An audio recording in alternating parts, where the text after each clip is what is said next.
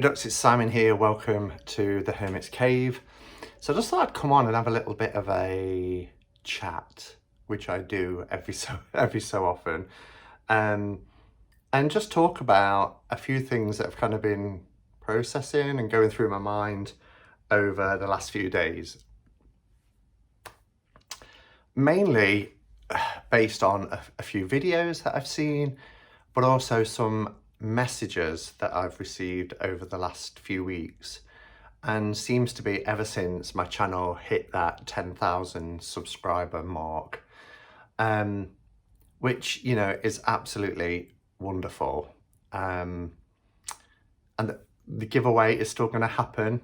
I'm still waiting for a delayed Kickstarter, and when that comes in, then I'll announce the giveaway, because it's an incredible thing for somebody who 3 years ago started this channel, not knowing really how long I was going to hang around for, whether I'd have enough things to say. And I can honestly say, with hand on heart, when I started this channel, it was just to add a voice and talk about something I was passionate about.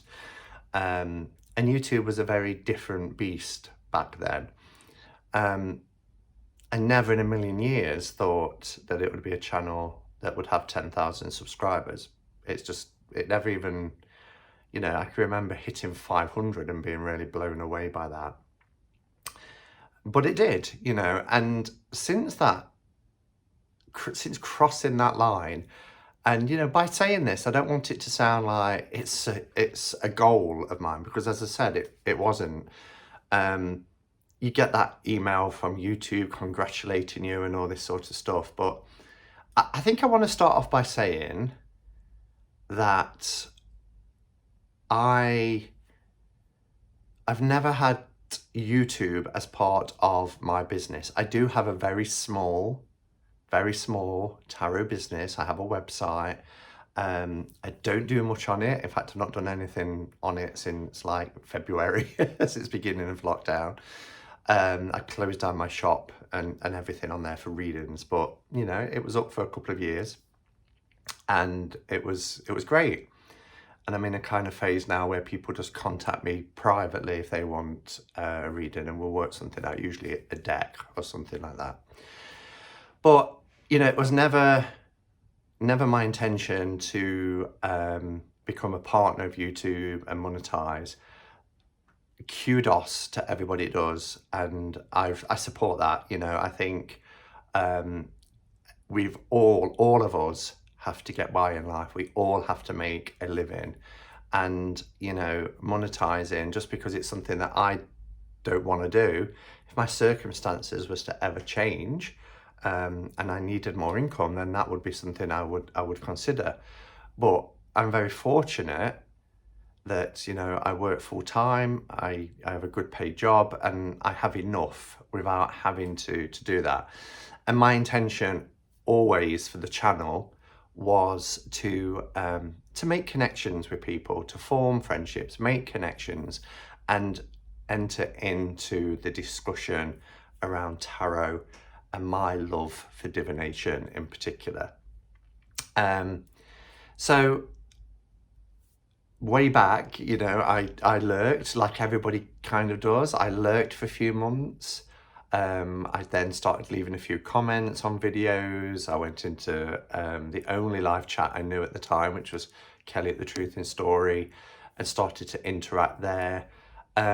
Before, you know, people in that group back then were saying, Simon, you should start a channel.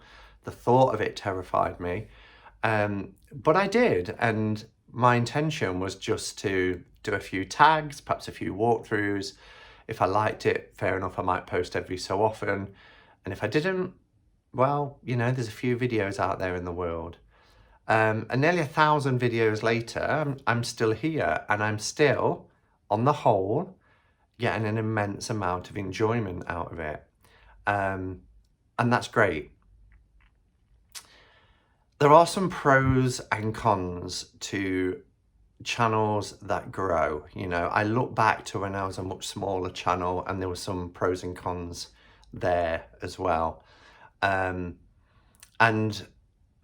YouTube and the way it's set up, particularly over the last year or so, with this, you know, you've got to have 1,000 to be able to stream live from your phone, and you've got to be able to, you know, it is kind of, they are a business too, and they want people to get to 1,000 because it helps them and their revenue. But that's okay too. Just like we have to get by in life, businesses have to get by get by as well, and make money. You know, nothing comes free, as my mum always tells me.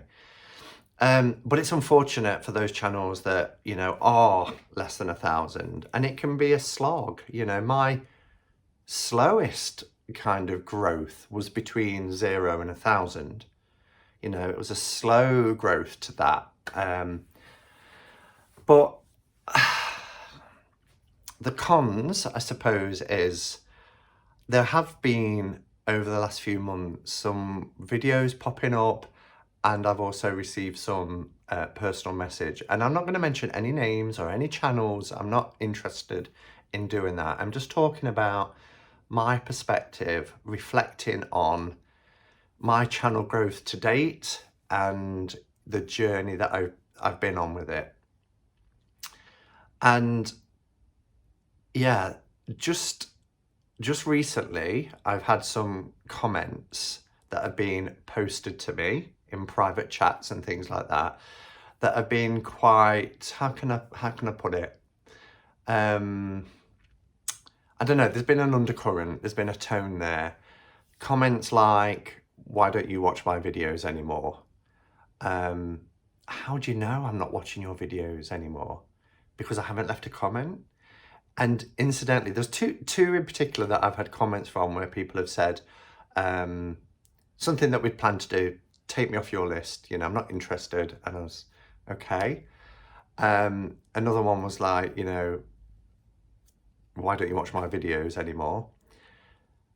Both of these channels, I can't remember the last time, if ever, I've had a comment from them, and that is fine. That is absolutely fine. When I joined YouTube, I can honestly say I had no expectations, and I didn't feel any sense of entitlement. You know, I was doing my own thing and enjoying what I was doing. I was trying to be as authentic as I could be. And, you know, if a channel grows, there's all manner of reasons why that might be. You know, it could be something like the tone of your voice. It could be your accent. It could be the fact that somebody out there just feels that they're on your wavelength. It could be the time of day that you post in. It could be your sense of humor. It could be that you say phrases that people connect with. There's a whole myriad of reasons why somebody might like you and subscribe to your channel. And when I look back through all the channels that I'm subscribed to all these channels for, again, a myriad of different reasons.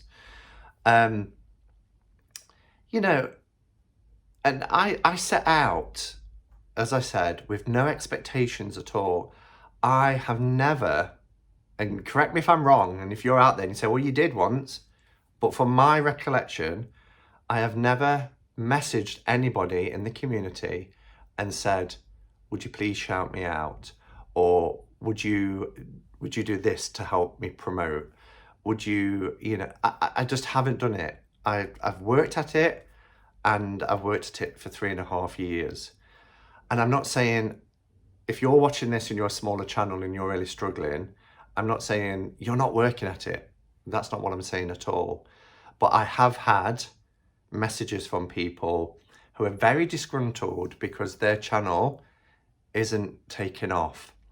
Now, I'm not also going to give tips and say, to be a successful channel, because I don't feel qualified to do that. I really don't. There are videos you can watch about algorithms and the right time of day to upload and post. where to advertise that you've posted, keywords that you can put in, key phrases you can put in, hashtags you can put in that will help to promote your content. Great.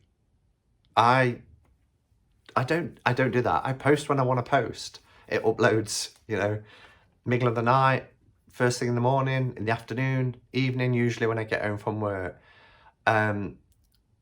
Apart from premieres, and I think I've done 4 premieres in the history of my channel, I don't schedule other than my lives. It just, when it's uploaded, it's done and it's uploaded. Again, if you are somebody that does that, brilliant. And if you're wanting to have a channel to supplement your income or it's part of your business, then you need to know those things, and that's great too. But I'm not here to say to those people who have contacted me, you need to do this, this, and this. I'm talking about my experiences. But what I want to say is I do feel that from some people, some channels, some corners of YouTube, there is a real sort of David and Goliath attitude that when a channel becomes a larger channel, then they're fair game to have a pop at. And I think that's really unfair. And I think there's a little bit of the green-eyed monster. Now, I'm not a huge channel. I'm not a huge channel in the tarot community. I'm a larger channel, but I'm not a huge channel. There are far bigger channels than mine, and they're the ones that I started watching when I joined the community. And I took leaves out their book. I looked at what they was doing and how they kind of present and the sort of content they do. And in terms of the wider YouTube community, even outside of Tarot Tube, I'm a tiny channel. There's channels with millions of subscribers, hundreds of thousands of subscribers, etc. So I'm not putting myself up there saying, well, I'm a large channel. I'm proud of the channel, really proud of it. But it was never a goal or a target to be, I want to be at this. I have thanked people along the way, and I've done giveaways on milestones, when I hit 3,000, 5,000. I like to give thanks to people who have invested in me and invested in my channel. Similarly, for smaller channels, I have tried, and I still try, particularly if there's content that I like, to help promote those small channels. And if you've watched my channel for any amount of time, you'll have seen that I do channel shout outs.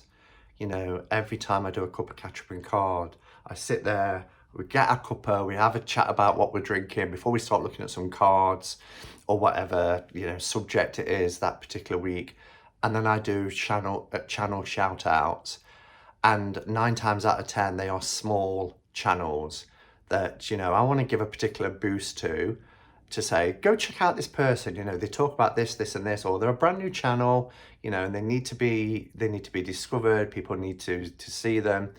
And I think it's really important to do that, because, like I said, whilst I never went and asked anybody, and I need to put in there, it's only been a few times that people have said, can you give me a bit of a shout? And I've happily done it. I've never said to anybody, no, I'm not prepared to do that. Are there channels that I wish I hadn't shouted out? Probably. But that's another story for another video. And I also do, interviews. I've been doing catching up withs now for 2.5 years, exactly 2.5 years. February of 2018, I started catching up with, and they're generally, apart from a couple of months gap earlier this year, they're generally every other week interspersed with cuppa catch-up and cards. And the main point of that, whilst every so often there are large channels that I do, it's an opportunity as well for subscribers to my channel to meet channels that they might not have come into contact with. And I always say, if anybody out there wants to come on to catching up with, hook me up. It's rare, and I can count on one hand out of 2.5 years where I've actually approached somebody and said, would you come on? And they're usually, you know, people that I never thought would come on, but did, you know, Patrick Valenza, Deborah Croft Chapin, people like that. Or people that might be, it might be topical at that time, or they might have a certain product coming out, etc.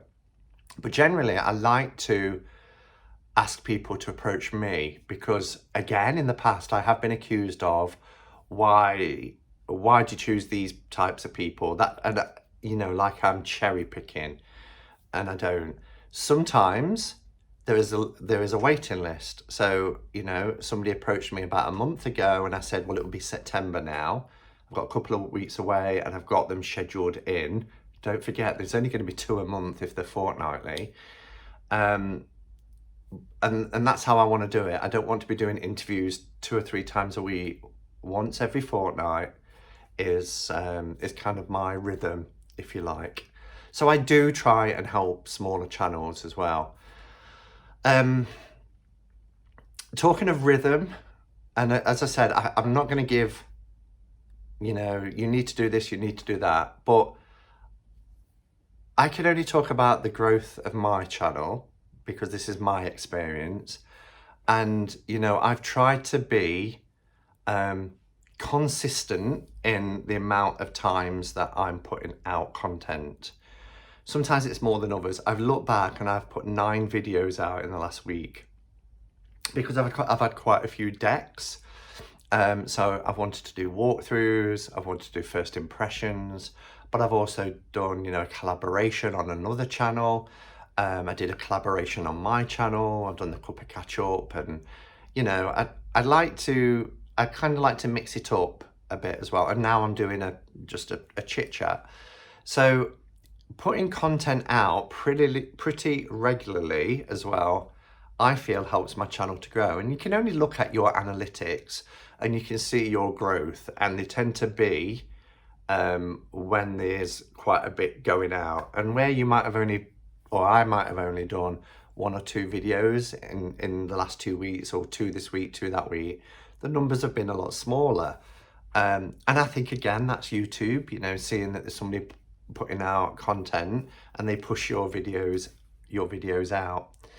I don't know if they push it out more if you're a partner, because I've never really looked into it. As I said, I don't monetize, so, you know, this for me is purely for the fun, the enjoyment, the connections and friendships. Another pro is kind of like payment in kind, if you like, is that as my channel started to grow, deck creators would contact me and say, can I send you my deck and to review it? Some of the messages that I've received, it really is a case of you're damned if you do and you're damned if you don't. Because I had people saying, you know, if you're getting free decks, you should really be upfront and say, and I do, if you listen, I always say, this has been sent to me by, and I explain who it's been sent to me by, and I'll say for the purpose of review. If it's by a publisher, I will say this has been sent to me by, and I'll name the publisher. If I've bought it, and believe you me, I buy more decks than I receive decks. Honestly, I spend way too much on decks. Well, not too much. You can never spend too much on decks, but I spend a lot on decks. I will say, you know, I saw this on so-and-so's channel and I just had to buy it. You know, I do state that. But then there's been discussions in the community, and I've had messages where people have said that, you know, if you're receiving decks and you're saying that you're receiving decks, is that not your ego playing out? Is that not you saying, oh, look at me, you know, I'm this person, I'm that person, I've got a large channel, I'm receiving free decks, everybody. And I hope that's not how I'm coming across. But what do? I'm not going to deceive, you know, and if people, and I know they do, people contact me and say, I saw your review and I just had to get this deck. And I do it. I post on people's reviews and said, well, I got as high as the Hierophant card and I hit the buy button. You know, if people are going to buy decks because I've done a review, then I feel ethically that I need to state that, you know, I haven't bought it or I have bought it and the reasons why. However, and this is a really important part, I have never been sent a deck that I haven't said yes to or chose, okay? So I'm gonna explain. If a deck creator, an independent deck creator, contacts me and says, I've got this deck coming out, I really enjoy your channel, and I'd like to send you this deck, and there is no expectations for review, I will look at the deck, and I will only agree to take that deck if it resonates. I don't want, and I don't have space for decks I'm never going to use, okay? And I'm never going to give a review knowing that I don't like it. It's not fair on that person, and they're sometimes years worth of work to do that to them. And why should they cast pearls before swine? So, you know, I look at it and I have said to some creators, thank you for reaching out. I've had a look at your deck, but, you know, for whatever reason, whether it's, you know, a system that it follows or whatever, I don't feel that this deck is for me. And they've always been really, well, thank you, I really appreciate that. If it's a publisher, usually it's, we've got these decks coming out. Are you interested in any of them? Let us know ones you might be interested in reviewing. And I will look and I will say, yeah, I think I would really like that and I'd really like that. That's how it works. Nobody just sends you stuff. I've had one, and it was very recently, and I put it in the Hermit's Cave saying, what's going on here? One where I got a dispatch notice for a deck that I know I hadn't ordered. So I found out who the creator was and I contacted them and I said, has somebody bought me this deck? Because I haven't ordered this. And they was like, no, I've sent it you. It's a thank you for reviewing a previous deck. No expectations show it on the channel at all. It's just my way of saying thank you. Fortunately, it's a deck that I have had my eye on and I'm really happy to receive it. So that's a pro, you know, and let's be honest, calling people out for receiving free stuff, what's that about, you know? Because we work hard, we save our money, we buy things that we want, but if someone's wanting to send you something and you don't have to pay for it and it's something that you love, what's wrong with saying, yeah, okay, brilliant, and entering into a contract of agreement? Okay, well, you send me that, I will give an honest review. And I do give honest reviews. Most of the reviews I give are really positive because, as I've said, I've chosen them. So I just wanted to address that because I've had quite a few comments about that, and I've had other people in the community to say, hey, have you seen this? And most times I'm like, I'm not going to go there, you know, I'm not interested in people criticizing content creators. I'm not about that. Life's too short, guys, you know. Like I said, there's no expectations. If you don't want to watch, then people don't watch for whatever reason. And it's all good, you know. Just like the TV, I've got Netflix, I've got Amazon Prime, I've got Virgin. There's hundreds of channels. I can't possibly watch them all. And I work full time. I put out content. I just said 9 videos in the last week. I need some work-life balance as well. I get home, I cook my dinner, you know, I have a couple of hours. I talk to my family. I would love to spend all day watching all the channels that are tarot related, but I can't. I do watch them all. I don't always comment. It doesn't mean I haven't watched it. I'll always give it a like, always, to show that I've been there. It doesn't show you that I've been there. But please don't email me asking why have you not watched my stuff, because nobody's entitled to that. I'm not entitled to that, you know. Just do your thing. You will attract your tribe. Be genuine, be authentic. be consistent, keep putting stuff out, and your channel will grow. Mix it up. So when I think back, of the stuff that I've done, when I first started out, I was doing tags and I was doing unboxings, and even I started to get a bit bored with it. So then you start thinking, well, are other people getting bored with it? And you're always trying to think of new things. So, I created some tags. I probably created about 10 tags over the last 3 years. Some have been really popular, some just didn't, and that's fine too. I didn't get upset. You learn from it, and you try and think what might be interesting. I've done Hermit on Tour. I've done walks, come walk with me. I've done Throwback Thursdays, the interviews, the cup of catch-up cards. That's quite important as well, I think, having a regular live slot where everybody knows, it's Saturday, it's 4 p.m. in the UK. There's somewhere we can just go and hang out, and it's consistent. And I learned that from Kelly, the Truth in Story. Credit where it's due. 9 o'clock, Saturday nights. It's Kelly time, and I loved that time with the community and chatting. I've done collaborations with different channels, having different topics to talk about. I created Tarathon, which, has had its 3rd year this year. And all these kind of different things that we do, again, helps the channel to grow.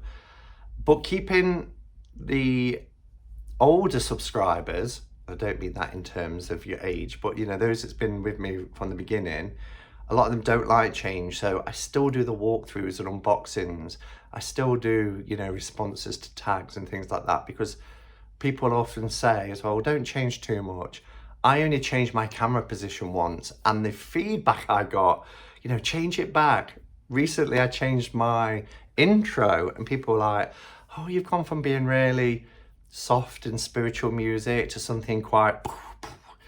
and I get that, but I also think it's good not to become too stale, so to keep changing things up, whether that's a new intro to keep it fresh or new kind of content. But I always want to keep my base as well. I also just want to say, I've never resented, and I still don't resent, larger channels. I love them. I love the fact that some channels are small. They're not always going to be small. They're going to grow. If you keep at it and you keep, doing these things, they will grow. Trust me. But I love them, and I look back sometimes and I think, wow, when I was a smaller channel, there was lots of pluses as well as minuses, but there's pluses and minuses of being a larger channel as well, and mainly it's the interactions, the messages I get. There's obviously more of it. Sometimes it can be a little bit overwhelming and overbearing, and I can't always respond to every comment, but I always give them a little heart just to show my appreciation of your support. But the channels that are larger than me, I never look at them and think, well, why are they so large? They're so large because they're still doing it. And there are people that started after me that are larger than me, and growing really fast. And that's wonderful too. I guess it's about what you want from YouTube. And if you need to get to 1,000 because you want to monetize, brilliant, okay? Work at it, it will come, you can monetize. For me, I don't know if my channel is gonna get to 15,000, 20,000. If it does, great, but it's about whether I keep going to get there, I never put I'm gonna do this forever. And also I've never put, I'm only gonna do this for a year. I'll keep putting out content whenever I feel I've got something to say, and whenever I've got this platform, and making connections with people and developing friendships. And they're the biggest pluses. Spiritual growth. I've been on such a journey spiritually. And I can feel myself getting really sort of, the way I've grown in 3.5 years on a spiritual level because of you guys and all the things I've learned about paganism and the wheel of the year and divination and all the different types of divination. I've grown so much spiritually over the last 3.5 years than I did the 20 years previous to finding YouTube. The community that I belong to, it means everything. It really does mean everything. The connections that have been made and the friends. I never even entered my mind for a single second when I started a channel that I would make what I consider to be lifelong friends. And it doesn't matter if you're the other side of the world in Australia, whether you're in the States, Europe, India, it doesn't matter where you are on this planet.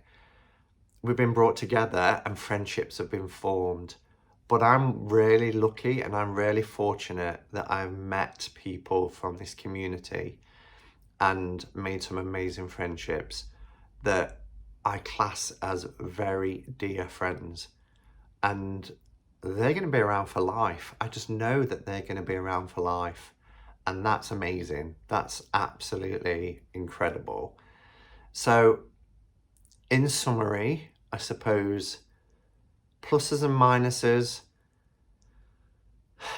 We could go into trolls and all that, but they really don't bother me anymore. When I first got a dislike, I was like, what did I say? Then I realised it's nothing to do with what you say. Sometimes it's just the fact you're talking about tarot and some people don't like tarot. Other times it's personal gripes. Whatever it is, it's absolutely fine. Trolls, I just don't tolerate. I have played with a couple of religious ones and I shouldn't. I should learn from that and I'm trying to get better at that. But sometimes the temptation is too much. But I will just block and delete, not entertaining it.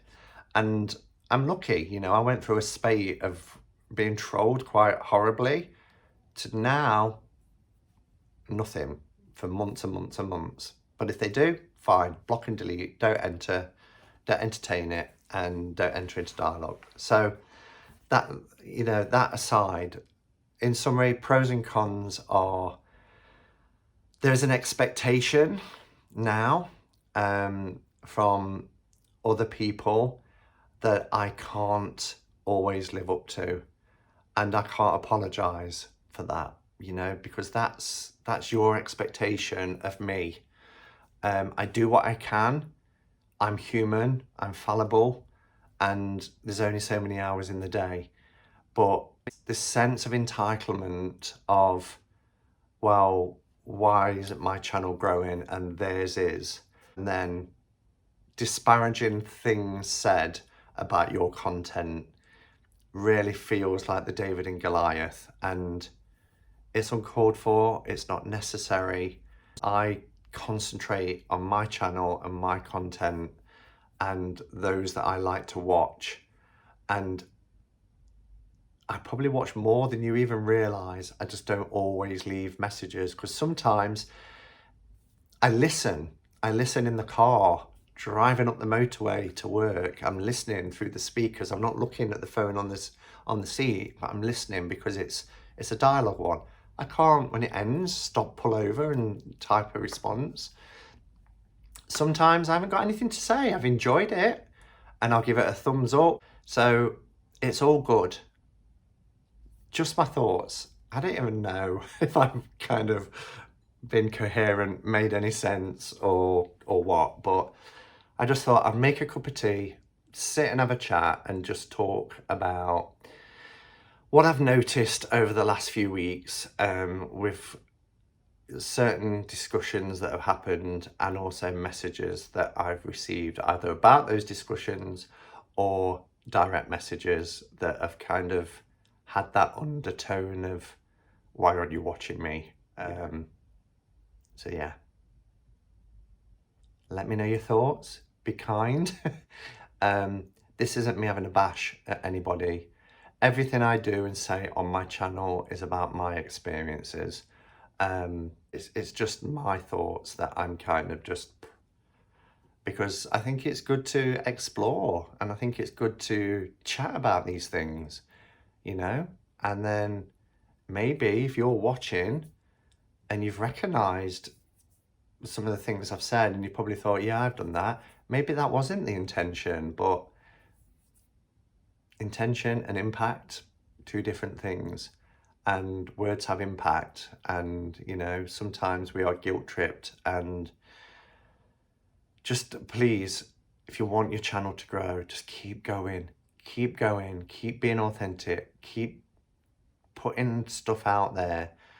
Ask for feedback if necessary. You know, I've done that before. I've put things out saying, I'm a little bit kind of stuck. Can you give me some idea of what you want to see on the channel? I've even done polls in the Hermit's Cave Facebook group saying, okay guys, what kind of things do you want to see in the past? And if I felt that I've gone a bit stale or I got a bit stuck, it's a slog. It is a slog to keep coming up with content and keeping it fresh, and as well as not changing too much and losing the people that enjoyed you from the beginning. So, all right, I didn't mean to chat for as long as I have, but thank you for listening to me. I hope I've made sense, but if not, then I apologise. But yeah, you take care, guys, and look after yourselves, and thank you. Thank you for being there. Thank you for being one of those subscribers that helped me to get where I am. I appreciate every single one of you, and you mean so much to me, more than you perhaps even realise. So thank you. Until next time, go in peace. Namaste, and blessed be.